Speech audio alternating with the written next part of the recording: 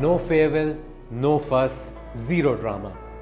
रोहित शर्मा की test retirement एक selfless act है। He stepped aside so India could move forward without any turbulence. याद होगा आप सबको कि ऑस्ट्रेलिया सीरीज में जहां वो बस 31 रन ही बना पाए थे 5 इनिंग्स में, he dropped himself for the final test. पर उससे पहले भी बांग्लादेश और न्यूजीलैंड के अगेंस्ट ही स्ट्रगल्ड। इनफैक्ट वो 8 टेस्ट में टोटल ही एवरेज्ड लेस देन 11। तो बीसीसीआई नहीं चाहता था कि मिड सीरीज इंग्लैंड टूर पे कैप्टन चेंज करना पड़े अगर रोहित वहां भी परफॉर्म नहीं कर पाते।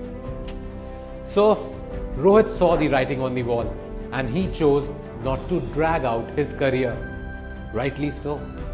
बस एक emotional Instagram post, a move straight out of the MS Dhoni playbook at 1929 hours. वाह, मतलब पर ये क्वाइट एग्जिट रोहित के इंपैक्ट को ओवरशैडो नहीं कर सकती। As Test captain, he delivered 12 wins in 24 matches.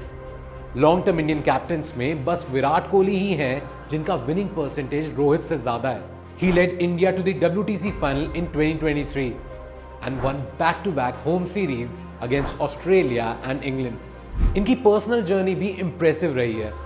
अपने डेब्यू पे इन्होंने 177 मारे थे वेस्ट इंडीज के अगेंस्ट, second highest score by an Indian debutant. उसके बाद वैसे he endured years of ups and downs, but then he reinvented himself as an opener in 2019. Total इन्होंने खेले 67 test with 4,301 runs, 12 centuries and an average over 40. और हाँ, वो Oval में match winning 127 को तो नहीं बुला सकते हम कभी भी। And yes, he's not done yet.